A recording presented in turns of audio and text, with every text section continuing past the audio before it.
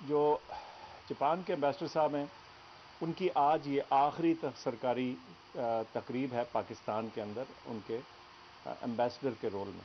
तो एक तो ये है कि हम उनको खैरबाद कहते हैं, और उन्होंने बहुत अच्छे 3 साल यहाँ गुजारे।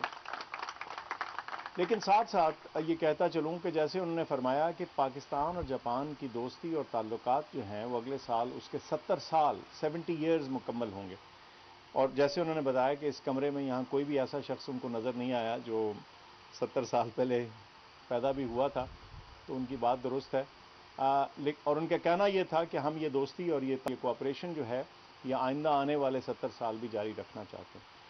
तो ये तो बहुत अच्छी बात है। हमने हमेशा देखा कि हुकूमत जापान जब भी अपनी सपोर्ट देती है तो अक्सर औकात अपलिफ्ट, आवाम के अपलिफ्ट, लोगों के भले और फ़ायदे के प्रोग्राम्स में दे रही होती है, चाहे वो अर्थक्वेक हो, चाहे डिज़ास्टर मैनेजमेंट हो, चाहे, और आपको कुछ लोगों को शायद मालूम हो कि डिज़ास्टर मैनेजमेंट में जापान का जो रुतबा है दुनिया भर के ममालिक में वो बहुत ऊंचा है, उसकी वजह से कि उन्होंने उसकी बहुत तैयारी कर रखी है इसी तरह की नागहानी आफात के लिए, चाहे सैलाब, सुनामी, अर्थक्वेक्स उनके यहाँ भी आते रहे हैं और उन्होंने उससे सीखा है और बाकी दुनिया को भी सिखा रहे हैं।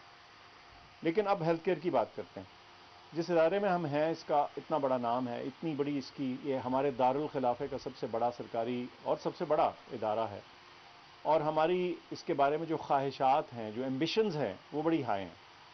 तो और उधर अभी हम हैं नहीं, तो हमारी कोशिश ये है कि हम इसको वहाँ लेके जाएं जहाँ ना सिर्फ कि हमारे मुल्क का हर डिसीजन मेकर किसी और जगह को छोड़ के यहाँ आके इलाज कराए, हर इन्फ्लुएंशियल शख्स कहे कि नहीं मैंने पिम्स में ही जाके इलाज करवाना है, और सबसे बेहतर डिपार्टमेंट चाहे एक चीज़ का हो, दूसरी चीज़ का हो, तीसरी चीज़ का हो, वो यहाँ हो। क्यों? हमारा दारुल खिलाफा और हमारा सबसे बड़ा सरकारी इदारा है यहाँ, तो हमने उसको उस मेयार पर लेके जाना है। अब उसके लिए हमने इन्वेस्टमेंट करनी है।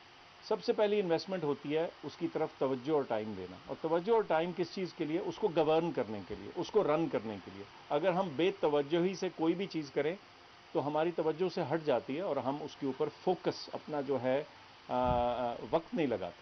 तो हमारा गवर्निंग बोर्ड मौजूद है, चेयरमैन साहब जो कि यहीं के साबका प्रोफेसर हैं वो अब चेयर हैं, मैं डॉक्टर साहबा मुझे नज़र आ रही हैं, दीगर दोस्त हैं जो हमारे गवर्निंग बोर्ड के मेंबर्स हैं।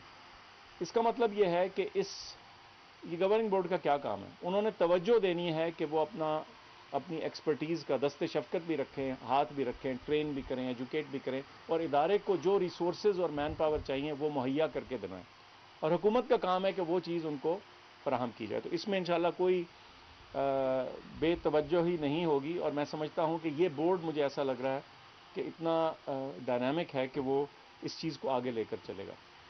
अब 2 लम्हे हम आज के मौजूदा प्रोजेक्ट की भी बात कर देते हैं। माँ और बच्चे की सेहत, इससे ज़्यादा और क्या अहम चीज़ हो सकती है?